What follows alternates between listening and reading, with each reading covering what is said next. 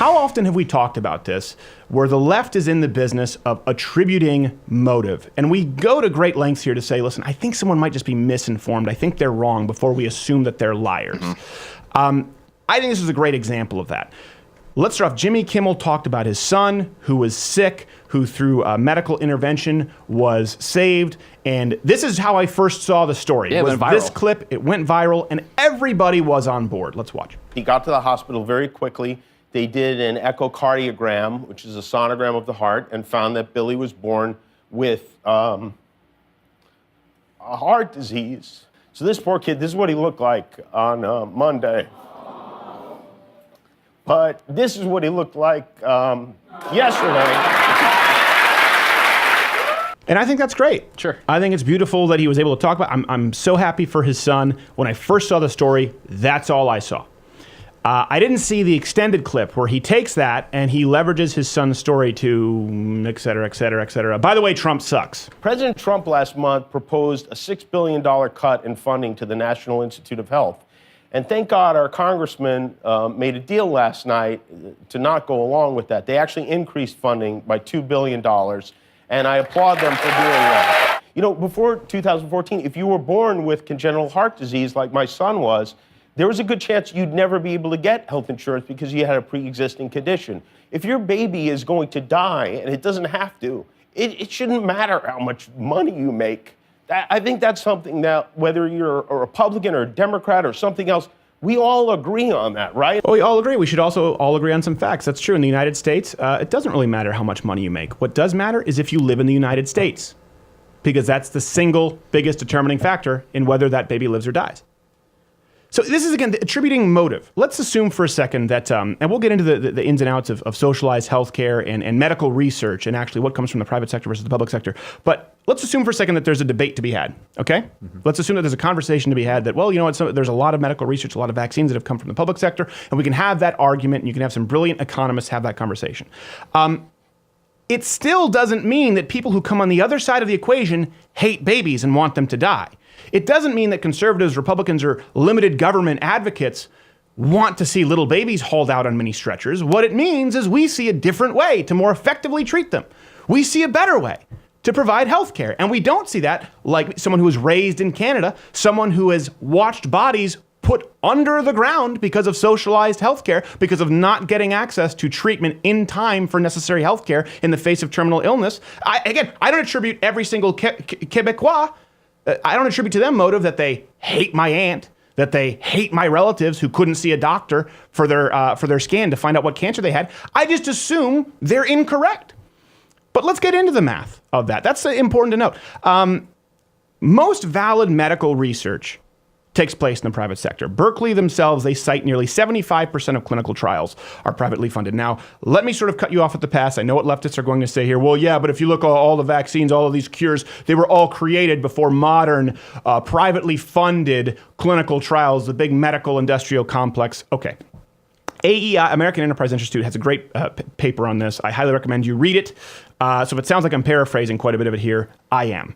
But there are three eras of sort of medical research in the United States. And you have sort of the first era, which is basically the Wild West. Let's figure it out. Then you have the second era, where it's true. The majority of research came from publicly funded institutions in the United States. And that's because at that time, the publicly funded institutions provided the research and the private sector provided the manufacturing horsepower that they knew the government couldn't. So it kind of think like a war effort, only instead of tanks and Nazis, polio and vaccines. That was the relationship back then. As a matter of fact, Franklin Roosevelt's science advisor, Vannevar Bush, called in 1945 for a sharply increased federal investment in research. Bush's treaty entitled Science, the Endless Frontier, emphasized the importance of basic research unlinked to practical ends as the best route to innovation. And this is important here for people who might miss this. This is why you can find numbers that seem to be conflicting.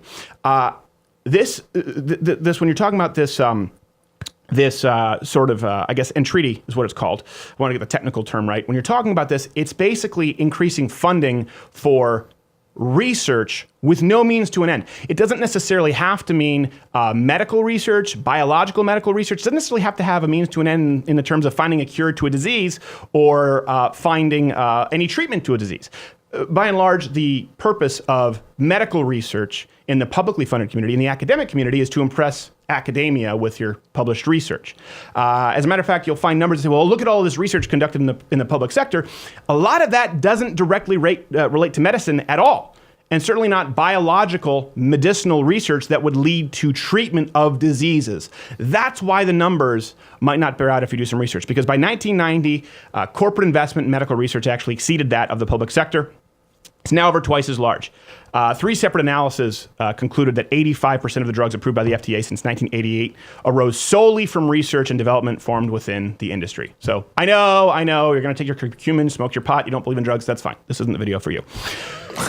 The USA accounts alone, so when you compare it with socialized healthcare countries, they account alone for 30% of global research and development in the medical community.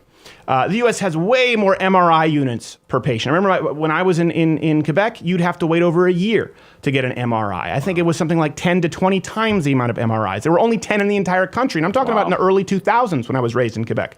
Emergency waiting room times. People who waited for over 5 hours in an emergency room. In Canada, it's over 19%. In Quebec, it's over 35%. So again, if we're going to talk about motive, which is what the left wants to do with Jimmy Kimmel, listen, it's really easy to take a personal story and say, can you believe that Donald Trump doesn't... Listen, your son wasn't saved by medical research that was created from a grant from Barack Obama. Your son was very likely saved from formidable medical advancements that occurred under a free enterprise society thanks to capitalism and people who had some kind of ambition, some kind of incentive to go forth and innovate. And the fact that we say we should create an atmosphere for more medical innovation by, let's say, lowering corporate tax rates, by, let's say, creating economic incentives for people to do this. The fact that we say, you know what, let's create an atmosphere for more of that doesn't mean that we hate children. Maybe it means that we just understand a more effective way to treat them than you do. And I could trot out a personal sob story. I could say, you know what, my aunt took her 8 weeks to even see a doctor. When they saw a spot of lung cancer on her, at that point it had already metastasized, and it took another 4 weeks for them to even determine what kind of treatment she could go going forward. And because it was advanced, she effectively sat in front of death panels. I know people say there are no death. They're not called death panels. But when you're under socialized healthcare, guess what? They have to ration healthcare because it's at the taxpayer expense. They don't have a whole lot of it. And if you're facing a terminal illness and your only chance is some experimental medical treatment, you're out of luck. And a bureaucrat decides whether you live or die. I could take that anecdotal story and just tell you that socialized healthcare completely sucks. I would argue that, but not because of that anecdotal story, but because of all of the research that I've provided. Again, don't be in the business of simply questioning motives. Even people who are going to be commenting in the comment section here. If you're going to argue from a technological perspective of medical advancement. Argue from a statistical perspective. I'd love to see that argument. I can see both sides, but not because something sad happened. Hey, if you like this video, subscribe by clicking the button that says subscribe. If you're not aware of it now, there's no way you're learning the internet at this point. I'm not going to help you. But this was clipped from my daily show, available exclusively to LottoWithCreditor.com/MugClub members. If you're a student, military, or veteran, enter in that promo code. It's less than $6 a month, and you get daily content. No more clips, plus this hand-etched mug. Oh, when I feel it, I got a chill like on the inside.